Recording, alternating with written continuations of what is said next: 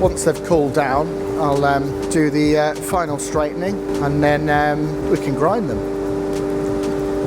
Yeah. Get the, and I'll do a little bit more profiling as well. You want to sort of grind back a little bit anyway, because the outside's been exposed to the kiln and stuff.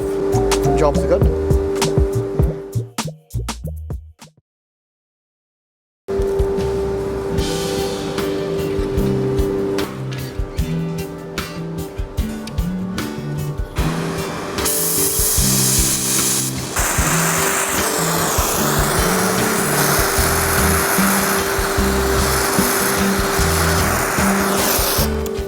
Lovely.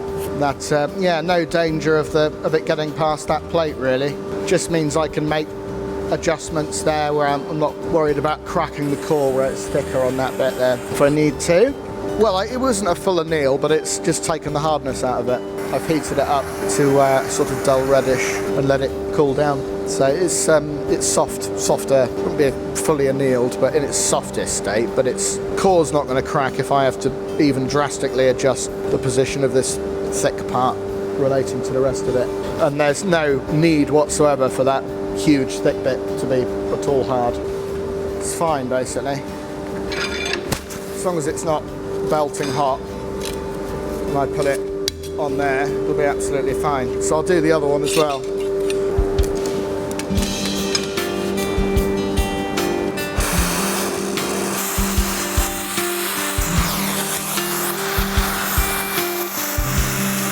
Might be running out of oxygen.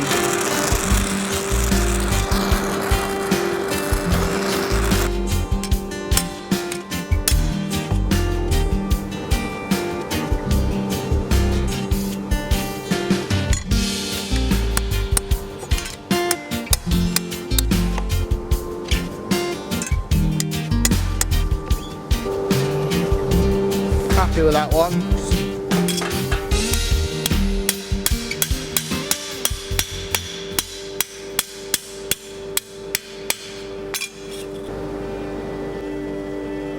Good. I'll give it a little profile it again.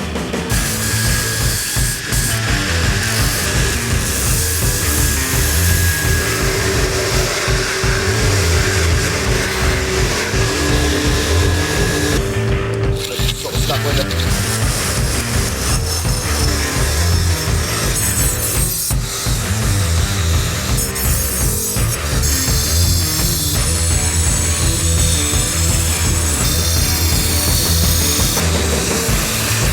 So I'll do, once it's cool enough for me to handle it again, it's not super hot, it's just a bit warm. 50 is my go-to, I think that works quite well. It's a 2 horsepower motor, that seems to work well. So I do very final, but you can, like even after I've ground a bit of a bevel on it, it's surprising how long you can correct it for. So I could change the geometry of a blade after it's been ground, could make it sort of biased one way or the other.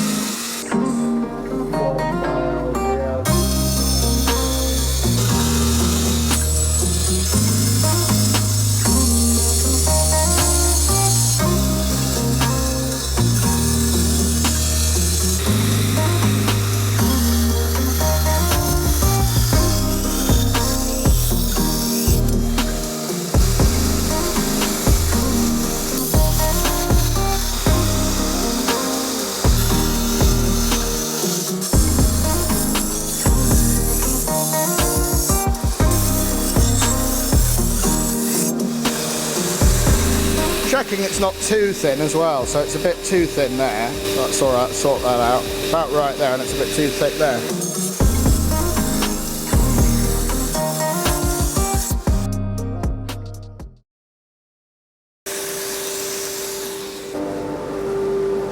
Well, I'll go through all the diamond plates on this kind of geometry. So that's 3 diamond plates. I'd start from 300 grit, and I've got different combinations I might use. I might go 300, 1000, 6000, and then straight to a J-nap. If I've missed a few bits, I might do that in synthetics and then kind of go back with a fairly harsh and do it all again with naturals and start with a fairly coarse natural. Just makes it a bit more interesting if you've missed a bit and you've got to go back.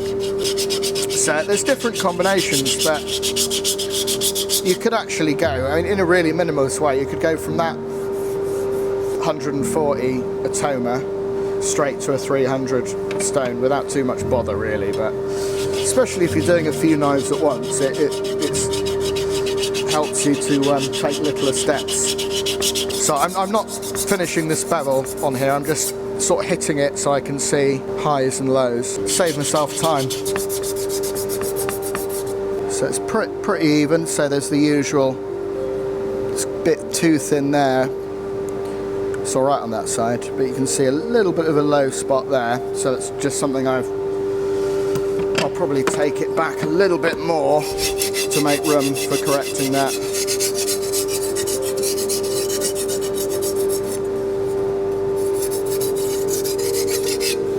And take the burr off again as well, so I'm not getting confused where the edge is.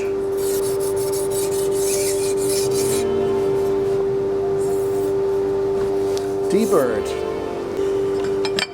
It's all diamond plate from here, baby.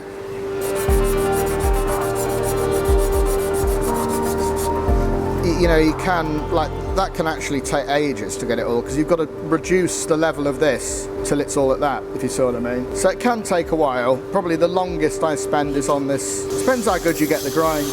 My grinding's not always great. As I get older, I feel like I've got weird arthritic things on that side and stuff as well, so I don't think it's going to get any better. Now I'm on the flat stone, you can see there's a bit of a sort of discrepancy somewhere. It's a bit flatter on this side, so I might look at that now. See, it's not too bad. It's sort of up in here probably. Okay, I'm gonna make a slight adjustment there. But you see what I mean about the forging, it only takes it, I mean it looks bob on, but there's something, you know, it's a bit flatter, so I'm going to have to sort that, be aware of that.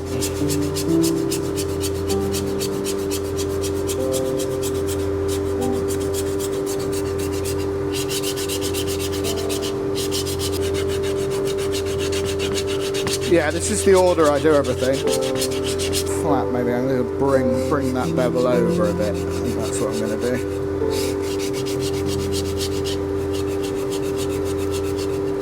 There you go, so I'm just getting a bit more of a ridge back there, sort of losing definition there a little bit, but it will be okay.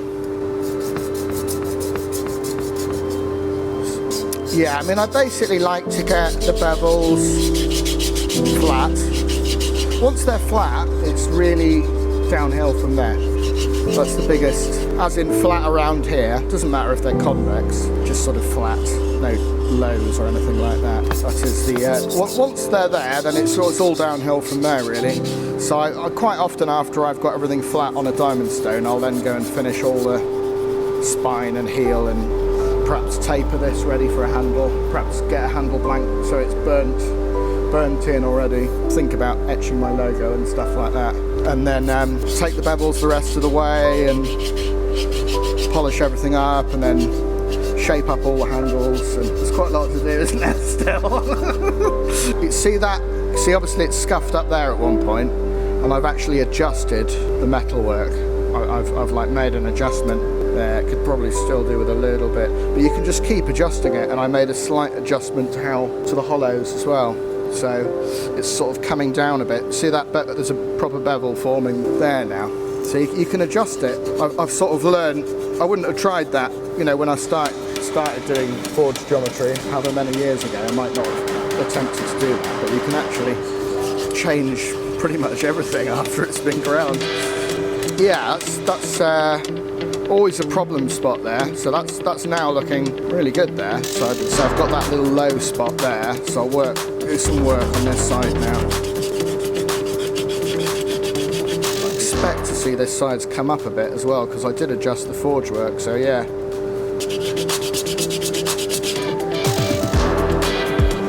Looking good, baby. Looking good now. Yeah, I've used all sorts, and then wire stones as well. In fact, preferable to paper would be the sort of EDM stones, you know what I mean? They cut really good, and they're much preferable to paper. They will make a flatter finish. They're really effective. I don't think a lot of people know how to use them properly. They sort of take all the tops off it, they really fastly take all the tops off the grind marks and stuff. So if you use them in conjuncture different ways with paper, so you could use 150 grit paper and then 150 grit, and they cut in different ways, and the paper kind of gouges in and leaves deep scratches, and then the EDM stone just really quickly flattens those ridges out. I quite like them, so I've done, but it's a lot of faffing around doing that, and you end up doing, this seems a bit boring, but it's still quicker than pissing around with EDM stones for half an hour, and you've only got to do it on a stone like this without cutting your fingers. And just nearly there, you know. It's just, as I say, it's those, that is the thing that I try and avoid, because that'll take ages to get out, that little bastard little low spot there.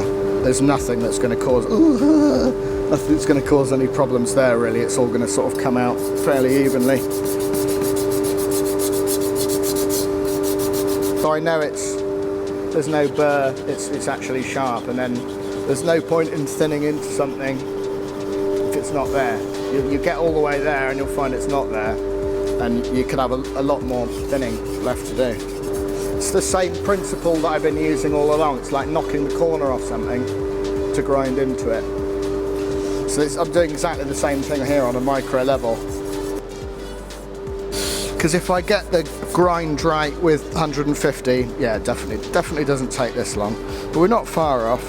Say it's actually it's not really getting the grind marks out. It's like where there's a slight dip in it, and then it takes a while to get to the grind marks, if you see what I mean. So this is nearly there now. It's patience. What you have to remember with this stone is you don't actually have to press very hard with it. If you just sort of relax and use it like a normal stone, it just kind of does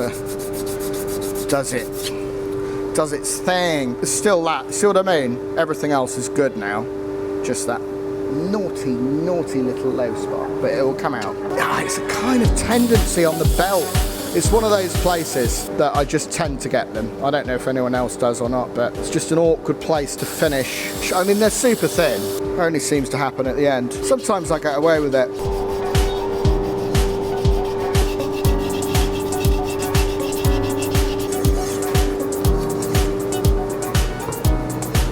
Tea towel.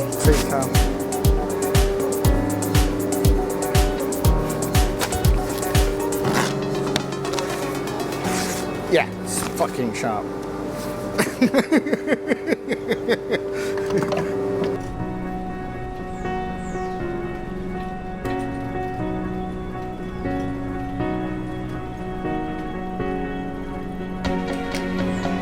So this is Will Catchside at Catchside Cutlery. I'd like to thank you, Small Turns, and I hope you're enjoying me watching the making this beautiful thingies and forging the metal. Please continue to watch along. Thank you, gang. Thank you.